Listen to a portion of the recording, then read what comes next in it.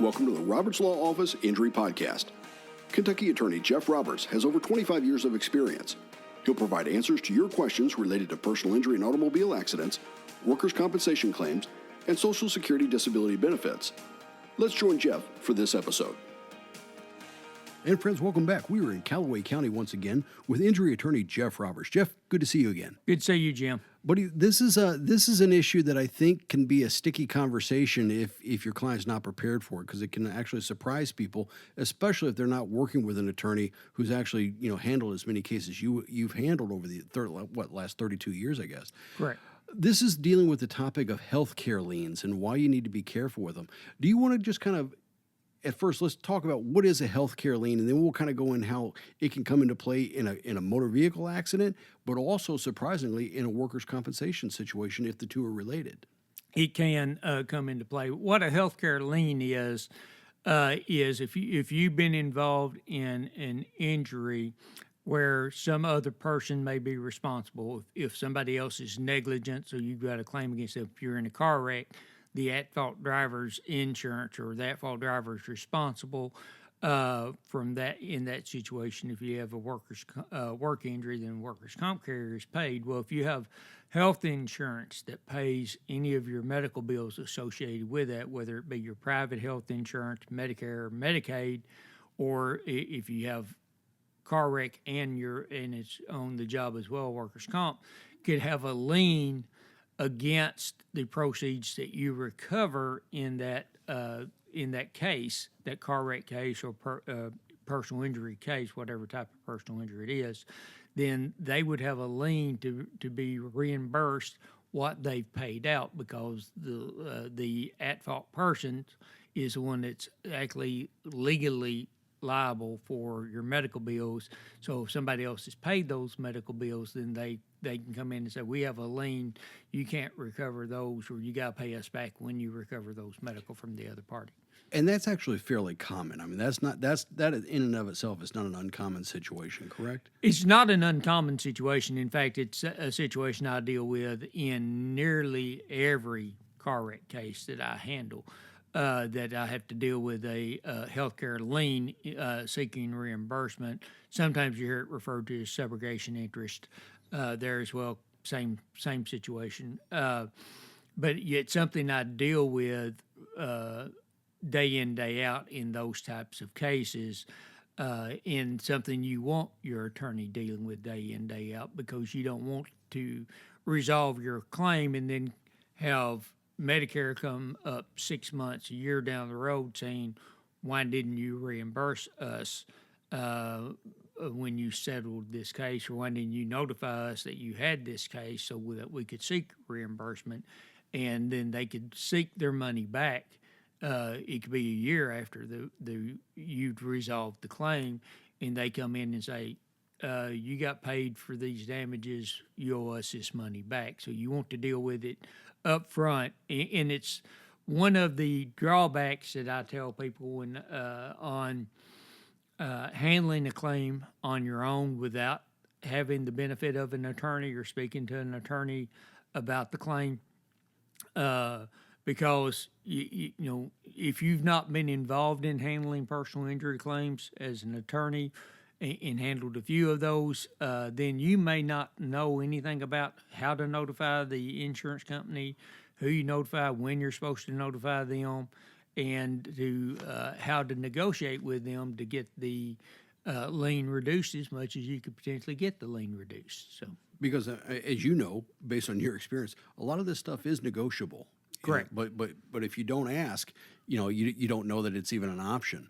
I think a lot of people get surprised when they hear you or another attorney say, well, even though it wasn't your fault, we might want to use your health insurance at this point. Can you kind of explain why that's an advantage to the injured client, even if it wasn't their fault? Correct. Well, in a car wreck case, as we've talked about numerous times, when you're injured in a car wreck, one of the things that comes into play at that point in Kentucky is PIP benefits, or basic reparations, or no-fault benefits, all the same term, or all different terms for the same thing. And basically what that law says is that the vehicle you're in pays the first $10,000 of medical or lost wages or replacement service losses, regardless of who is at fault. You can purchase added benefits, so it could be greater than $10,000, but the minimum is that you can buy in Kentucky is $10,000. That's the minimum they can offer.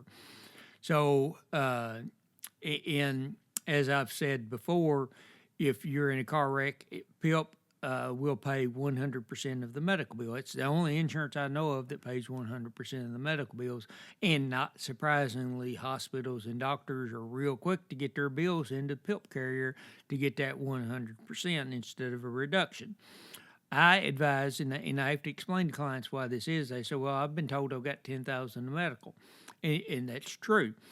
But we can reserve, and you can reserve your PIP and say, don't pay anybody until I tell you who to pay. And then we let health insurance take care of the medical bills.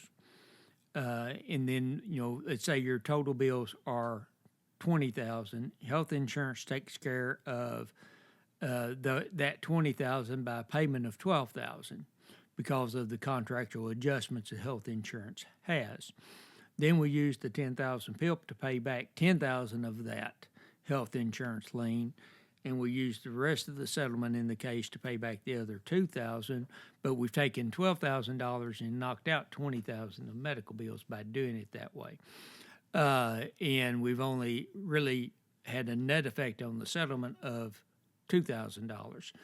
If we let PIP pay the first $10,000 and then health insurance pay the other $10,000, well, that health insurance may spend $5,000 on that other $10,000, and then we have to take $5,000 out of the settlement to reimburse health insurance. So it's cost the client $3,000 in that scenario. I love math on the radio. Yes, I understand. You asked the question. I did. So don't blame me. No, but you're absolutely right. I mean, the PIP is a great policy, that a great kind of coverage that we have. Individual passengers in a car also have it. You don't have to prove negligence; it's there. Every person in the car has their own $10,000. It's not $10,000 per vehicle; it's $10,000 per person. Yep, and the fact is, you can again direct the PIP carrier not to pay any of those claims yet. Which again, you're giving them advice on how to actually, hopefully, walk away with more money in their pocket based on the settlement. And exactly, that's my goal. And we're coming back to these healthcare liens because again, as you said, whether it's Medicare, Medicaid, or whether it's the health insurance company whom you use to go ahead and get some of this taken care of, they can assert that lien. That's their right. That's perfectly normal. But if the consumer doesn't understand that, it can be a pretty big surprise at the end of a case. It can. And when you resolve a claim, whether you have an attorney or you don't have an attorney, when you resolve a claim, if you settle it, instead of going to a jury verdict, if you settle the claim, then part of that settlement is going to be you signing a release, releasing the at-fault party from any further liability. And I can assure you that that release is going to have language in it that says that anybody who's paid any benefits to you or on your behalf, in other words, if they paid you lost wage benefits or if they paid your medical bills or something of that nature, then you agree to reimburse that. That's that lien. You agree to pay that lien, and you also agree to indemnify and hold harmless the released party. So if you settle that case and then you don't take care of that lien, and then the health insurance carrier comes back in later and goes back against the at-fault party or their insurance, the at-fault party can come back against you and say, Anthem says you didn't pay them the $20,000 they were owed. They've come after us, so now you owe us the $20,000 plus you owe us our expenses and you owe us attorney fees in having to deal with this issue. From that standpoint, so it can end up costing the client, the injured party, I should say, more money than what the actual medical lien is if you don't deal with it the way it should be. Medicare, Medicaid have federal liens. I mean, they're federal programs, and they have liens under federal law that you have to deal with. Medicare, actually, the way it is set up and the way the law reads, as I understand it, is that anybody who touches the funds, Medicare can go after if that lien's not taken care of. So the insurance company. If the insurance company sends it to a defense attorney, then the defense attorney sends the check to the plaintiff's attorney, and the plaintiff's attorney then distributes the money to the injured party. Medicare can go after any one of those. They can go after the insurance company, they can go after the defense attorney, they can go after the plaintiff's attorney, they can go after the injured party in that regard. Because they can come after me in that, I guarantee you I'm making sure Medicare is taken care of. Yeah.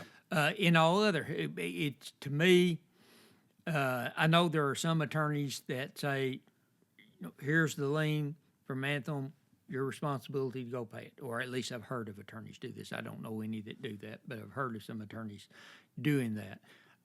It just blows my mind that they would. But as my office slogan is, we provide small town service and deliver big city results.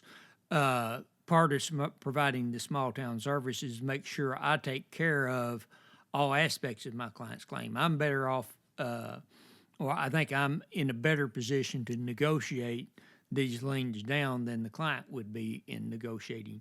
Now, there are times where it's a individual medical provider who has a bill. They don't have a lien. They have an outstanding bill, and the client says, "Look, I know that provider. I'm going to handle that." If that's the case, that's different than a healthcare lien, health insurance lien from that standpoint.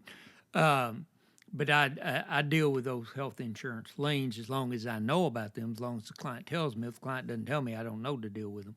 But that's one thing I ask is, in one of the initial meetings when I'm hired is, who's your health insurance? I need a copy of your health insurance card so I can put them on notice and explain to them why I'm putting them on notice and explain all of that process to the client, kind of like I'm doing here, on why we need to do that, what the benefit to them is of doing that, and that it protects them from being somebody coming knocking on their door later on. And then at the end of the case, when we resolve that lien and I send the check to the insurance company, the client gets a copy of the letter that I send to the insurance company and a copy of the check that I send to the insurance company. So if the insurance does come knocking on a door down the road, they can say, my attorney paid it, here's where they did it. If you got questions, go talk to Jeff, and they can come talk to me, and I say, we paid you, here's where we paid you, here's where the check cleared. I don't know what you're talking about. Yeah, We've right already hand, left hand kind of thing. We've taken care of this. Yeah. And so, and you know, it's very unusual, but it has happened in the past where they've come back in to say, why didn't you take care of this? And I said, we did, here it is. This is y'all agreed to this reduced amount. Here's in writing where you agreed to the reduced amount. Here's the letter and the check we sent to you on that. I don't know what happened on your end, but we've taken care of it. And they went away. It was an accounting error or something. It didn't got plugged in somewhere where it wasn't supposed to or something. They did reach back out to me and said, yeah, it was accounting error on our end. We're taken care of. Everything's satisfied. But those things occur, and so having it well documented that you have taken care of it also, and I'm the type, I like to make sure my client has all of that as well, because they may reach out to them instead of to me. So. No, and that makes sense. As we were talking, I went back into the archives on the website and looked at some of the previous podcast episodes, and all the way back in episode 5. We talked about injury settlement releases, and that's kind of what we were talking about a little bit earlier. Correct. Is that once you've signed that release, that kind of it's on you at that point. You've kind of told the client that, or you've kind of told everybody that, hey, look, we're settling the claim here. So if there's anybody wants to reach back and try to get some additional money, Mr. and Mrs. Client, I'm sorry, there's no more that you can go back to get. I mean, it's a serious issue. And the attorney really needs to spend some time with you. And if you don't understand it, you really need to ask your attorney about that settlement release. I think that was you and your daughter Clarissa. I was going to say, you guys wrote an that's article. one where we had a special guest Yes, on we that. did. Yes, we did. My daughter and I wrote an article that was published on that very topic on releases, and so we did the podcast on that, and she did quite a bit of work on the article, so she joined us on that podcast. Yeah. So, yes, I remember that article. Matter of fact, we were in Louisville at your office when we did that. I think we may have been actually for that one. Yeah, because she lived in Louisville at the time. Yeah. Jeff, let's transition a little bit. We've spoken a lot about how this can come into play in a motor vehicle accident, But also in workers' comp, there's also a chance that a healthcare lien can be asserted. How does that come into play? This is what's called a third-party accident, right? This is a third-party claim that probably stems from a car accident, but maybe I'm a sales rep or a delivery person or a truck driver and I've been injured, so there's a comp aspect to this, right? True. A comp can have a lien or a reimbursement, interest, whatever you want to call it, in regard to a third-party action. Excuse me. If you're on the job when the injury occurs, like if you're on the job in a car wreck and the other driver's at fault, you've got a workers' compensation claim. You've got the personal injury claim against the at-fault driver, and you can pursue both claims. But if you settle, but the workers' comp that is primary on paying your medical bills initially is entitled to be reimbursed, could potentially be entitled to be reimbursed on what they paid out from what you received from the at-fault driver. In fact, I recently spoke on this subject at a legal seminar for teaching car wreck attorneys. I do car wrecks and workers' comp, but teaching car wreck attorneys who don't do workers' comp what they need to know about that process to make sure they're properly taking care of their clients. So that is the lien may be held by the workers' compensation carrier in that setting, and that's governed by a completely different set of laws than the health insurance or Medicare, Medicaid is. So because that's a Kentucky statute that deals with that you have to deal with, and there's a whole different area of law that comes into play there, and there's different ways to deal with that to help reduce that or whatever. But then you have the situation where sometimes health insurance is paid bills for work injury.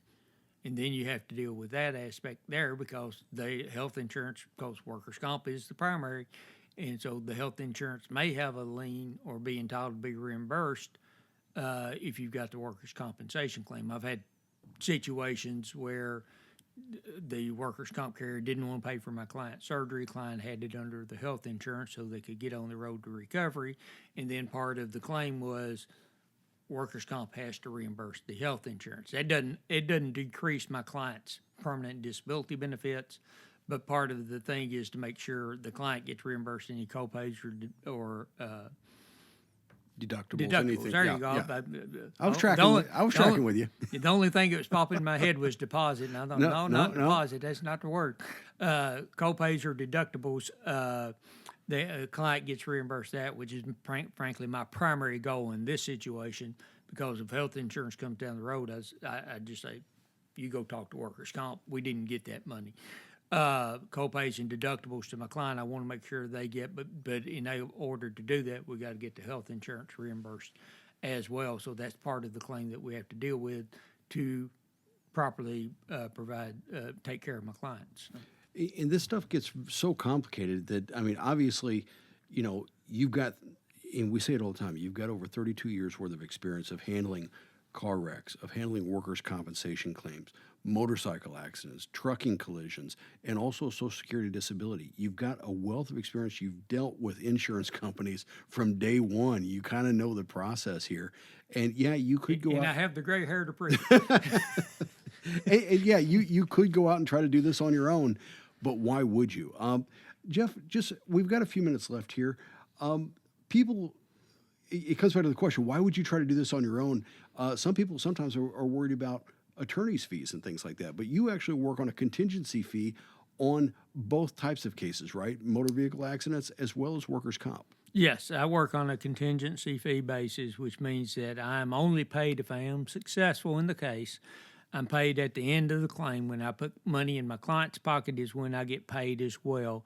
The fee is a percentage of what the recovery is, depending on the type of case. It's different percentages from that standpoint. So if you have any questions about that, call me up. We'll talk about your specific case, and then we'll talk about what the percentages would be in regard to that case. In addition to the fee being contingent, I also advance all the litigation expenses. That's the costs that are incurred in gathering the evidence, presenting the case, So basically, the cost I incur in representing you in this case, it could be cost of medical records, could be expert witness fees, Depositions. deposition costs, filing fees, etc. All of that is also contingent upon recovery, which means that if we are successful, I'll get paid my attorney fee and reimburse my expenses. If we're not successful, you don't owe me anything for my time. You don't owe me any reimbursement of my expenses in that situation. So everything is contingent. And I do that because the clients are pursuing the claim because I've told them that they've got a valid claim to pursue. And if I am wrong in that regard, I don't like working for free, and I don't do it very often. But if I am wrong, I'm the one that should be responsible for that, not the client. So, Yeah, friends, if you'll go back and look at the show notes for this episode, I'm going to put a link to episode 56, and that's where Jeff actually spends a full 30 minutes or so talking about contingency fee arrangements and one, why they're a benefit to the client, to the consumer, but also, again, more ins and outs of how it actually works. It's one thing about injury law that actually is quite different from other types of law. If you've gone through probate or if you've gone through a divorce or criminal law issues, usually there's an hourly fee or some type of other fee that's in there. Injury work, including workers' comp, is typically handled on a contingency fee basis. correct. And it's, as we talk about in that episode, it keeps the courthouse doors open because, frankly, insurance companies have a lot of money. They make huge profits every year, and they can make litigation extremely expensive, make it cost prohibitive for someone to come hire an attorney because the amount of time that I put into these cases, if somebody were to hire me on an hourly rate basis and have to pay me an upfront retainer fee and all of that, most of my clients could not do that.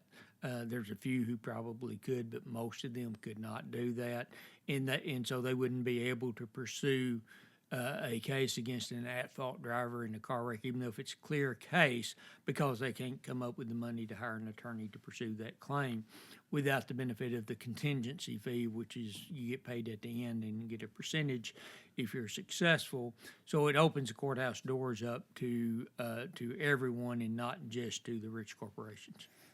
And so, Jeff, today's topic was really dealing with healthcare liens, and really that healthcare lien is that contractual right that certain entities have to get back some reimbursement from an injury settlement. I guess in a nutshell, that's kind of really what it is, right? Contractual or statutory, depending on which. If it's workers' comp, it's statutory. Medicare, Medicaid, statutory.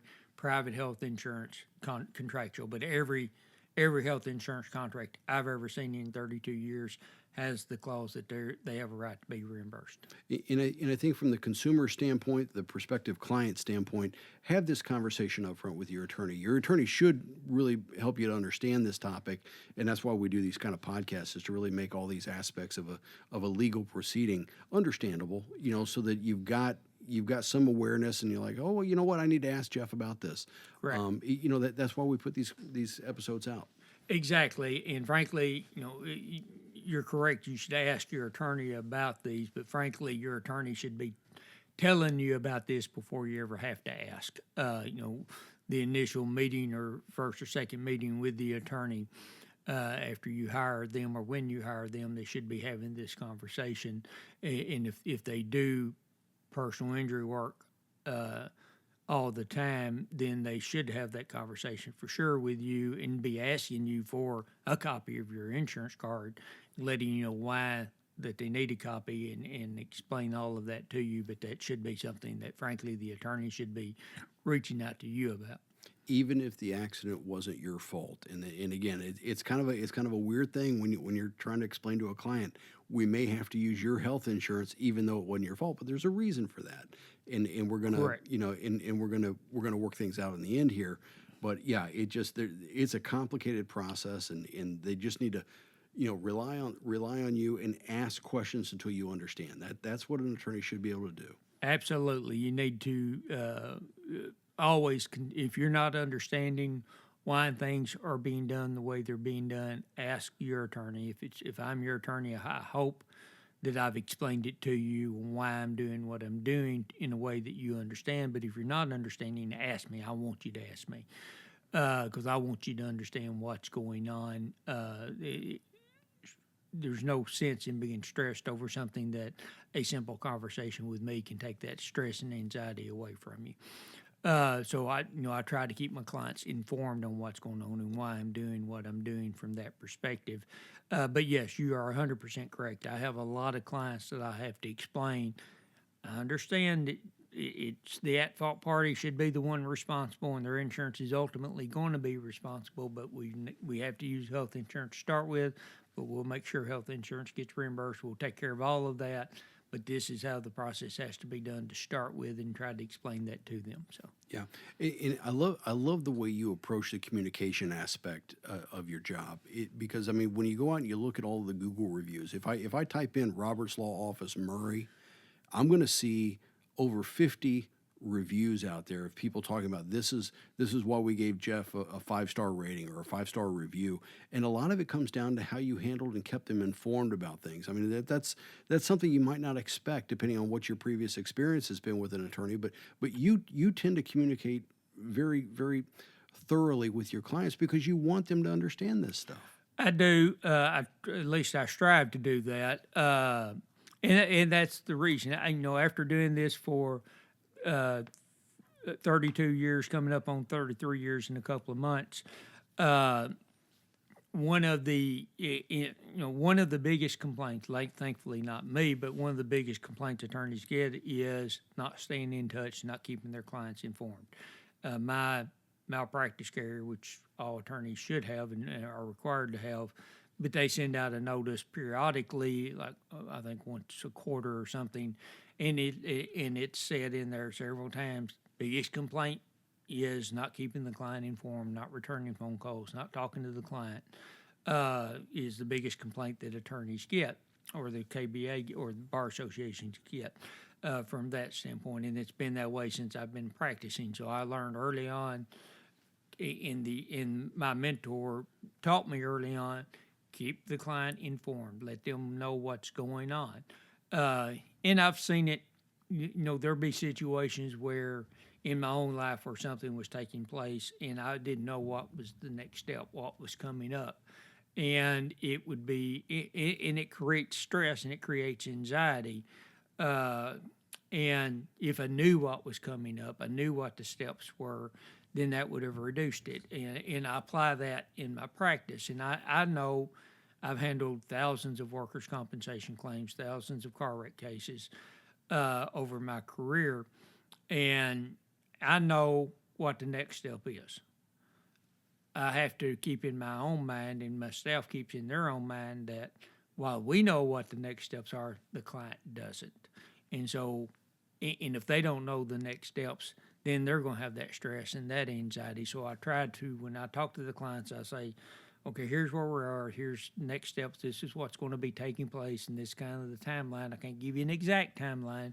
We don't know when the doctor's going to say you're at maximum medical improvement, but when they do, this is the steps that's going to take place, type thing, to get so that they don't have that anxiety, or at least not as great of anxiety. I can't take away all of it, but at least I hope to reduce the stress level, reduce the anxiety that my clients have while the process is going on, and then at the end of it, make them very happy with the result. As you know, we have the slogan here in my office: we provide small town service and deliver big city results. I think I've mentioned that already once in this podcast, but that providing that service to them is part of that, and then delivering the results at the end is, that's our goal. We want to provide that service to the clients so that they're very happy, and the reviews tend to show that we're doing a good job on that, which I appreciate, and they also tend to be very satisfied with the end result as well. So I think we're living up to that slogan as often as we can anyway. Outstanding. Jeff, it's been a pleasure. I always enjoy spending time with you. We're meeting today in the Calloway County office, but you also have a Christian County office, right? I do. I have a Christian County office in Hopkinsville that I meet clients at, but I have one phone number that people can call. So if you want to speak with me, call 270-753-0053. You'll get a live person unless we're all on the other on another line when you call in. and you can set up a time to talk with me. They'll get some information. We'll see what we can do for you. If you have any questions, just give me a call. That's outstanding. And Jeff, you're not limited to those two counties. I mean, both with comp and personal injury claims, you handle those all over the state. You have for many years. I have for many years. I've handled cases actually from eastern Kentucky to northern Kentucky to Louisville, Lexington area, Bowling Green. Have several cases out of the Bowling Green area now. So in out of some of these others, eastern Kentucky, not quite as much, but I've handled cases out over in that area frequently during my career from there. But yeah, I'm licensed to handle workers' comp car wreck cases in any county in Kentucky. Outstanding. Jeff, it's been a pleasure, guy. We'll see you here in a couple of weeks. Thank you. Take care. Bye-bye. Bye. Thank you for listening to the Roberts Law Office Injury Podcast. Jeff will return in 2 weeks. Until then, he invites you to visit jeffrobertslaw.com and follow his firm on Facebook. At the Roberts Law Office, you'll find a history of small town service and big city results.